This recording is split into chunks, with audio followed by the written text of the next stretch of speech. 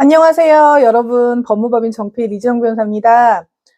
오늘은 많은 분들이 궁금해하시는 내용 증명 정확하게 작성하는 3가지 꿀팁에 대해서 말씀드리려고 합니다. 우선은 내용 증명 제일 중요한 것은요, 여러분, 형식입니다. 그러니까 내용 증명을 쓰실 때 그 형식적인 내용하고 본문 내용을 좀 분리하시는 게 좋고요. 그 형식적인 위의 내용에는 내용 증명 이렇게 글씨를 쓰시고 발신인하고 수신인 글자를 쓰시잖아요. 거기에 이름하고 주소 정확하게 적으셔야 되고요. 거기에 날짜와 제목을 써주시면 됩니다. 이때 제일 중요한 건 어떤 이 내용 증명이라는 것도 의사표시잖아요, 여러분. 의사표시를 할 때는 결국은 법률적으로 도달주의가 있고 발송주의가 있어요. 그러니까 발송주의는 뭐냐면 내가 보내기만 했으면 되는 거고, 도달주의는 그 상대방에게 그 의사표시가 도착해야 되거든요.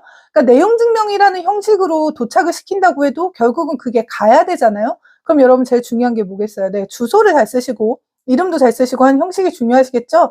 그래서 형식 꼭 잘 지키셔서 도달하셔야 된다고 하면 우체국에서 그걸 받고 또 보내는 시간이 있으니까 기간 넉넉하게 하시는 거 중요하다고 말씀드릴 수 있을 것 같습니다. 그리고 이제 두 번째 핵심 포인트가 뭐냐면요. 내용을 쓰실 때는 육하원칙에 맞춰서 쓰셔야 돼요. 예를 들어 언제 어떻게 왜 무엇을 뭐 이런 부분 학창시절에 저희가 배웠잖아요.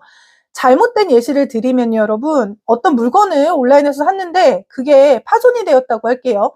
그러면 그거에 대해서 뭐 내용 증명 보낼 때 물건을 파손했으니 어떻게 처리해 주세요. 이런 거는 결국은 그 수많은 물건들 중에 언제 받았는지 내용도 없고 뭐 어떻게 처리해 달라든지 그 내용도 없잖아요. 그래서 이거에 대한 정확한 예는요, 여러분. 2024년 12월 15일 어떤 사이트를 통해서 어떤 물건을 받았는데 그 물건이 어떻게 파손되었습니다. 그래서 이 부분을 어떻게 처리해 주세요. 이렇게 좀 정확하게 쓰시는 거라고 생각하시면 돼요, 여러분. 그래서 육하원칙에 맞춰서 쓰신다는 게 두 번째 핵심 포인트입니다. 여러분, 그럼 이제 세 번째 무엇이 중요하냐면요.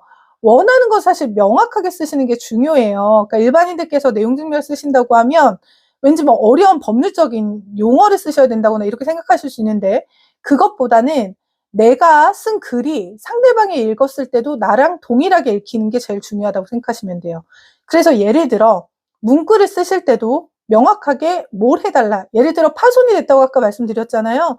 그러면 그 파손된 물품을 교환해달라고 할 건지 아니면 그거를 환불해달라고 하실 건지 아니면 시간이 소요되었다 하면 그거에 대해서 뭐 위자료를 달라던가 원하는 것을 명확하게 쓰시는 게 굉장히 중요합니다, 여러분.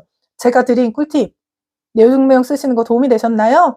도움이 되셨다면 구독과 좋아요 부탁드리고요. 네, 오늘 하루도 즐거운 하루 되세요.